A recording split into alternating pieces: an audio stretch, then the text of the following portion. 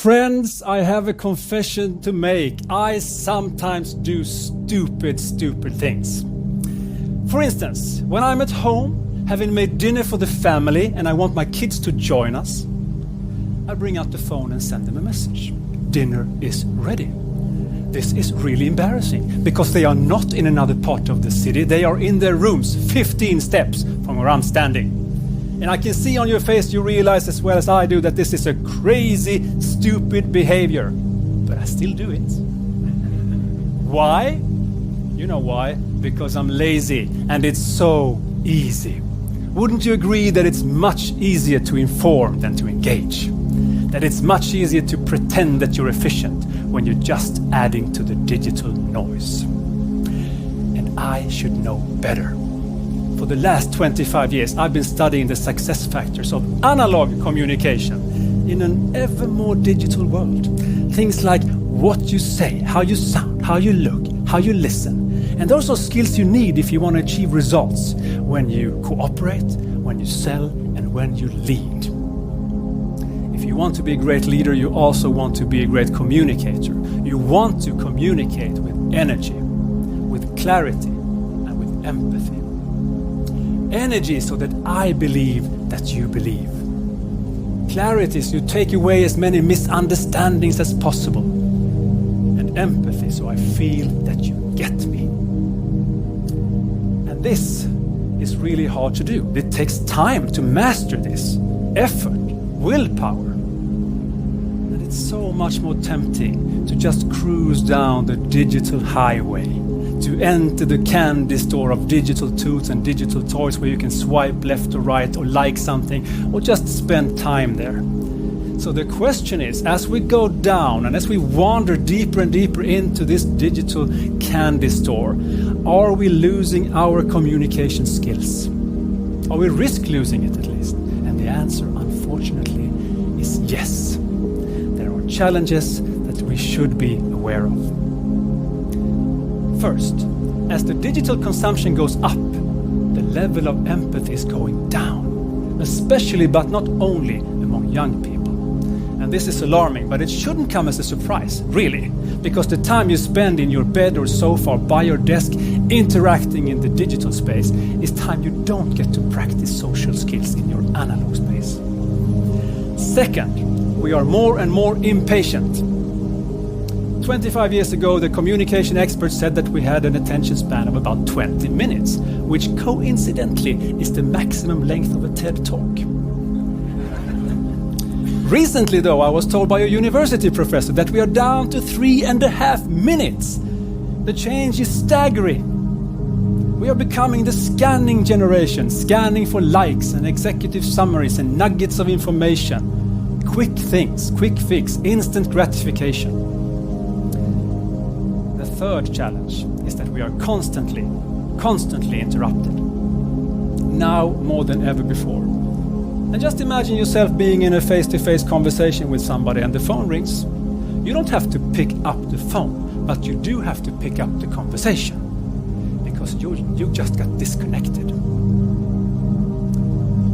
And this will only increase as we add more and more communication channels.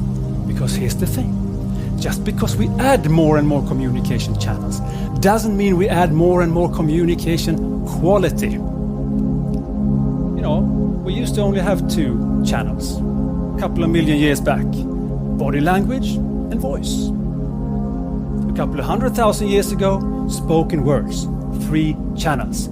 A few thousand years ago, we invented the written language, 4 channels. Now we can even skip body language and voice.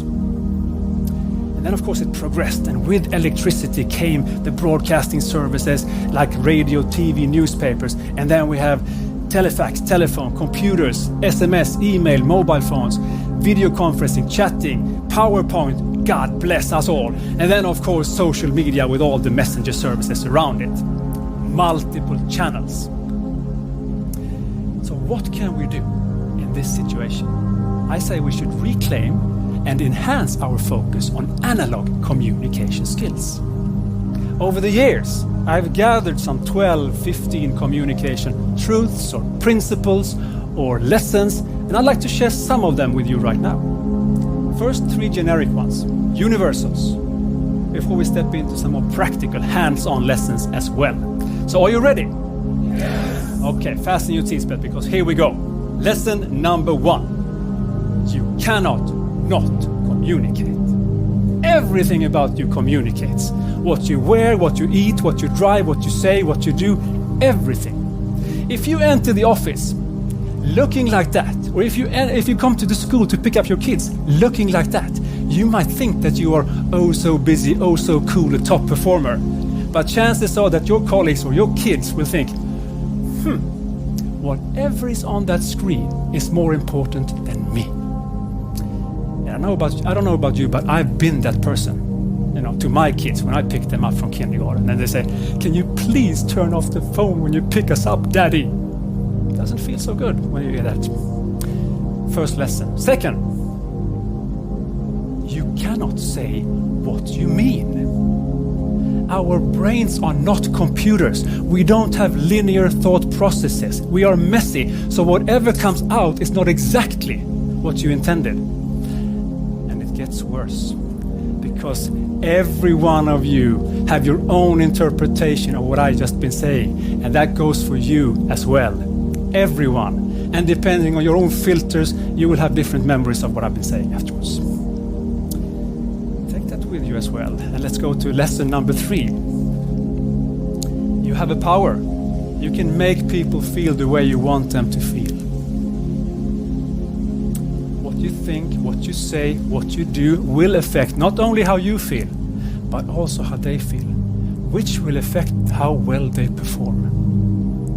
So be careful what thoughts and words and actions you cultivate, because they will make an impact. If you praise me, I'll get happy. If you cry, I'll get sad. If you show me 51 boring corporate PowerPoint slides, I'll get sleepy. Cause and effect. So those were 3 universal ones, generic ones. Let's go into some more practical ones, hands-on lessons as well. Are you okay with that? Can we go with that? Yeah. Okay. So now we have to look at, what do I mean with practical ones? Well, where do you really exercise your leadership on a day-to-day basis? If you're a manager in an office environment, you spend at least half of your time in meetings. Am I right? Monday meetings, status meetings, project meetings, management team meetings, kickoff rallies, conferences, customer meetings, all the time. So let's put the next 3 lessons in a meeting context. And now you have to imagine that you're the head of product management for your company. And you just got an email from the VP of sales, and she apologizes and says, "Really sorry, I'm double booked. In 1 hour, a new potential client will come to the office. 5 people. The CEO, she will be there, the purchasing director, and some other people as well. And since I'm double booked, you have to take care of this meeting. 1 hour from now." That's the scenario. Okay, so 1 hour later, you're at the reception. You have booked the conference room and you Google them so you kind of find out who they are. And now you're standing there. Your heart is pumping, hands are a bit sweaty. They are running late, which is good for you because then you can control your breathing here. And then the entrance doors opens. 5 people steps in. It's them. They see you, and unconsciously, when they walk toward you at that moment, they will form an opinion of you. Whether or not they like you, and whether or not they perceive you as a threat. Let's do an exercise. Very soon here you will see a person A and a person B on this screen, and you can observe 3 things about them. And your task is to, within a second from when you see it, shout out which one you like the best. Do you understand the task? You cannot analyze here. It's just 1, 2, 3. All right, good. Are you ready? 1, 2, 3.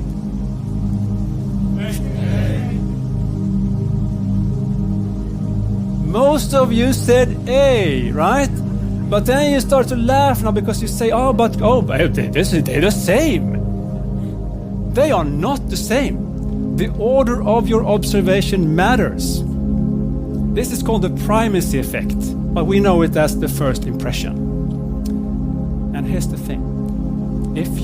Whatever first impression your client has, they don't want to change their mind. According to the Center for Body Language in Belgium, communication experts, 70% of all first impressions last. So the fourth lesson is first impressions last. Now you have done a great job because all of those 5 people perceive you as person A. Isn't that nice? Yeah, so they like you unconsciously already. Now let's build some more trust and take them to the conference room. Let's go for lesson number 5. It's better to be interested than interesting. This is the number 1 trait for any good salesperson, but it's also the number 1 trait for any good manager. People want their managers to see them, to recognize them, to be attentive, curious. Doesn't mean that they have to agree on everything. It's just a matter of respect that they see them. How do you do this? It's pretty straightforward. You ask questions and you listen, not to respond, but to understand. Big difference. If your customer in this scenario, this potential client trusts you, this is where you win the business. If your people trust you, this is how you win their hearts. So be curious, be interested, be present.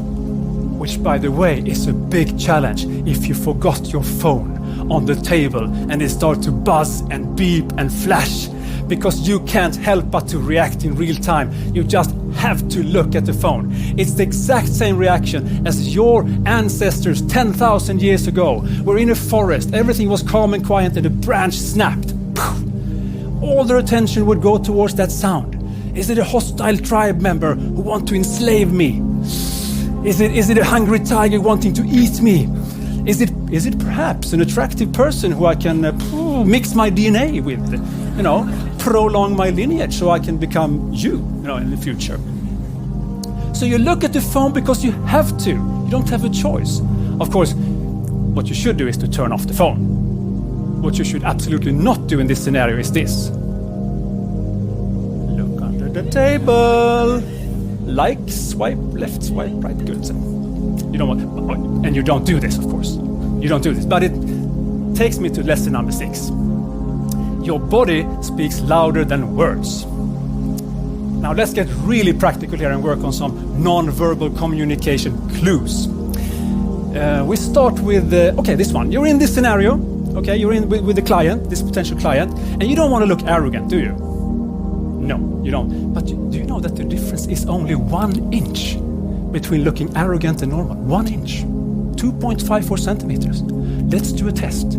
Pair up 2 and 2, face each other and say nice to meet you, and then you do it again and you lift your nose 1 inch.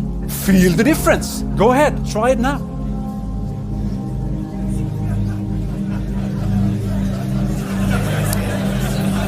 Thank you. Now try to detect that with your head in your phone.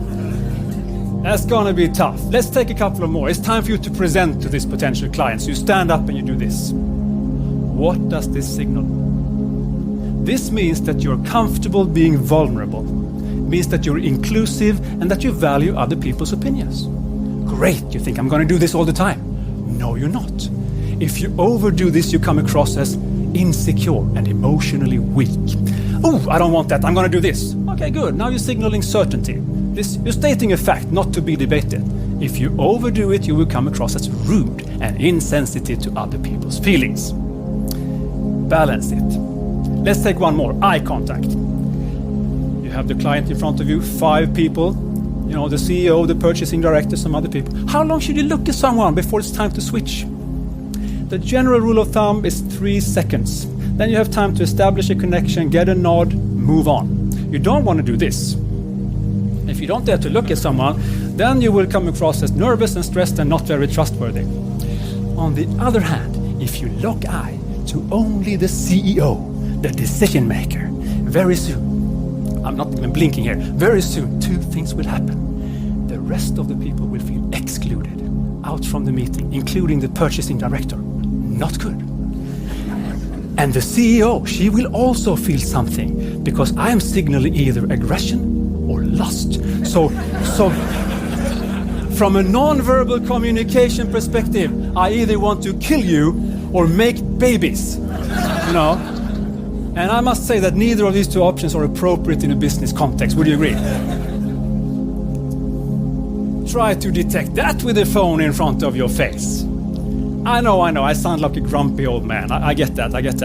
But you know, I'm Generation X. I belong to Generation X. I've been through the transition from analog to digital. And I'll tell you right now, I love technology and I love what innovations can do for us. I do never want to go back to the days of slow screeching modems and stupid, you know, computers with kilobytes of memory and even more stupid phones without internet access. No, I don't want that. I just want us to realize that there are risks and challenges coming with the easy way of using digital tools and digital toys. So we need to balance that and work with the other part as well. Are you up for the challenge? I hope you're up for the challenge, because this for me is not just an idea worth spreading. This is a call for action. Thank you.